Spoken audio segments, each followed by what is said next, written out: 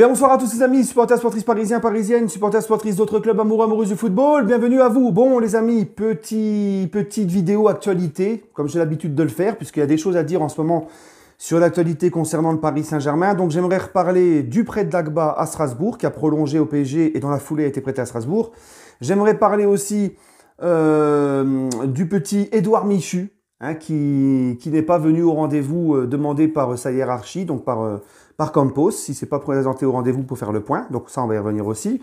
Le PSG qui est sur le point de faire un partenariat avec Braga pour en faire un club satellite.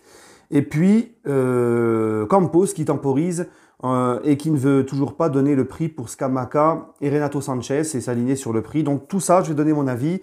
Ne vous inquiétez pas. Premièrement, les amis, ça me tient à cœur. J'aimerais faire une grosse dédicace et un gros soutien à Snake Hill, mon ami.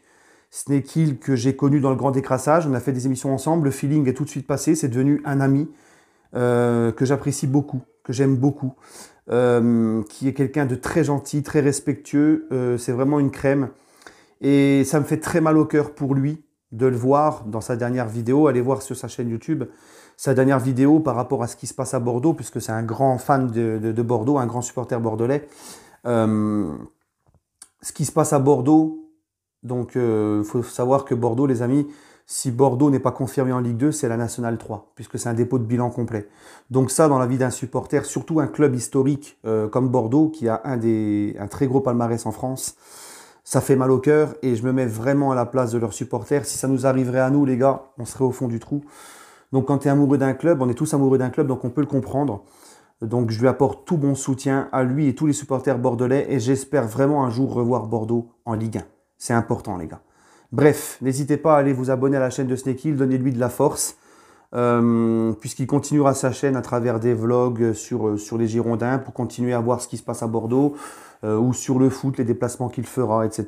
Donc voilà, il a toujours eu un très bon contenu, Snake Hill, et il n'abandonnera pas. Voilà. Donc les amis, maintenant, on va parler des sujets qui nous intéressent au niveau du Paris Saint-Germain. Déjà, premièrement, le premier sujet, c'est la prolongation de Dagba et son prêt à Strasbourg. Ben, écoutez, moi, je trouve que c'est une bonne chose. Déjà, dans le sens que Dagba, c'est pas un gros salaire, donc c'est pas un problème. Dagba, je l'avais dit, il ne faut pas qu'il reste au PSG. Soit tu le vends, soit tu le prêtes. Maintenant, c'est vrai que Dagba a du potentiel, mais il n'a jamais eu le niveau du PSG. Mais Dagba n'a jamais pu exploiter son potentiel, puisqu'au PSG, la pression est trop haute, le niveau est trop haut. Il n'a jamais pu avoir le temps de jeu qu'il lui aurait fallu pour pouvoir exploser. Là, enfin, pour la première fois, Dagba va être prêté à un club de Ligue 1, un club modeste de Ligue 1, qui lui aura le temps de le façonner, de lui donner le temps de jeu, et où il aura le temps vraiment de progresser. Donc on ne sait pas, peut-être que Dagba peut se révéler à Strasbourg, et puis toi, finalement, tu peux le récupérer derrière si vraiment il explose. Et puis ça te permet aussi, pourquoi pas, si vraiment il explose mais que tu ne le gardes pas, de le vendre encore beaucoup plus cher que tu pourrais le vendre maintenant. Donc moi, je trouve que c'est intelligent et c'est une très bonne idée. Voilà. Maintenant, le PSG, le club satellite. Eh bien, écoutez, je valide à 2000%. Pourquoi? Parce que tout simplement, Braga, déjà, c'est un club qui a une certaine stabilité maintenant. Depuis 2018, Braga, c'est toujours dans le top 4 au Portugal. Donc c'est un club qui a une très belle stabilité. C'est un club qui évolue dans un championnat. Le Portugal est un championnat quand même avec un très bon niveau, où ça joue au ballon. Le Portugal, c'est un pays qui est réputé pour la discipline, la rigueur, le travail. Donc, je pense que les jeunes, parce que ça te permettra surtout, je ne pense pas que tu vas envoyer Draxler ou Icardi à Braga, mais tu peux envoyer tes Titi qui sont des gros potentiels, à qui tu ne peux pas promettre du temps de jeu tout de suite. Tu peux éventuellement les envoyer là-bas. Ça leur permet d'avoir une expérience dans un club étranger, donc de se mettre au diapason et de bosser différemment qu'en France, loin du cocon, comme on dit, familial, loin de la maison, loin de sa petite zone de confort, toi, à la maison, au PSG, tout ça. Donc de découvrir un autre championnat, une nouvelle peut-être façon de travailler aussi. Et c'est surtout que Braga, les gars, c'est comme je vous l'ai dit, c'est un club qui est depuis 2018 dans les 4 premiers au Portugal, donc ça joue le haut du classement. Et c'est un club qui joue la Ligue Europa, qui joue en Europe.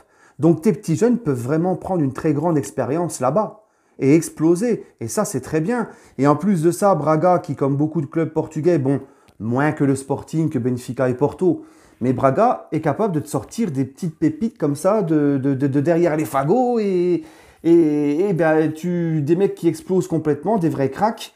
Et puis, ben, écoute, tu auras la première vue sur eux, quoi. Le PSG pourra venir les prendre.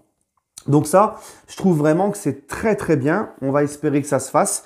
Parce que c'est une très bonne idée, parce que nos petits jeunes, il n'y a plus de réserve. Les petits jeunes n'ont que la Youth League à se mettre sous la dent en termes de compétition. Donc franchement, ça serait une très très bonne idée. Voilà les amis. Ensuite, maintenant, le petit Michu. Petit Michu, petit Michu, petit Michu. Ah là là. Hein? La jeunesse, la jeunesse. Le petit Michu ne s'est pas présenté à la convocation de Campos, qui Campos est quand même son supérieur hiérarchique et le boss du sportif. Donc Michu ne s'est pas pointé au rendez-vous pour faire le point. Donc très beau respect de l'institution. Son agent qui confirme et en plus qui nous dit « Ouais, mais Campos sait très bien pourquoi il n'est pas venu », comme s'il reprochait des choses à Campos. Donc ça me fait un peu penser à Madame Rabiot, tout ça. Hein? Donc le petit Michu et son agent, ils sont bien gentils. Quand ton supérieur hiérarchique te donne un rendez-vous, même s'il a ses torts, tu te présentes et tu fermes ta gueule. Voilà. Maintenant, le petit Michu, je vous le dis droit dans les yeux, j'en ai rien à foutre, tu prends tes clics et tes claques et tu te casses. On va pas s'emmerder la vie en pleine révolution au moment où tu dois changer les mentalités. Tu ne peux pas accepter qu'un petit jeune comme ça, qui n'a rien prouvé encore, je suis désolé, qui n'a rien prouvé, un petit jeune comme ça se permet de pas venir à un rendez-vous de son supérieur hiérarchique, du boss du sportif. Ça prend ses clics et ses claques et ça se casse. On en a marre, nous. Hein? Si c'est pour nous faire chier à la Rabiot, c'est pas la peine. On a bouffé notre pain noir avec ces gens-là, nous. Bref, maintenant, dernière chose. Campos qui ne veut pas s'aligner sur le prix demandé par Sassuolo pour Scamacca, donc 50 millions. Et pour Lille, pour Renato Sanchez, apparemment, Lille réclamerait, je crois, si j'ai bien compris, 20-25 millions. PSG en proposerait que 10. Bon. Eh ben écoutez, il y a des gens qui sont venus voir et m'ont dit « Ouais, mais oh, Campos, on a de la thune, pourquoi il fait des manières ?» C'est pas parce que tu as de la thune que tu dois faire n'importe quoi.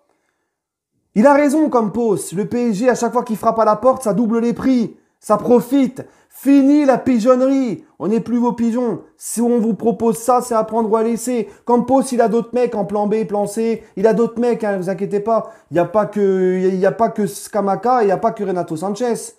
Donc c'est soit vous prenez ce qu'on propose, soit vous nous faites pas chier. D'accord?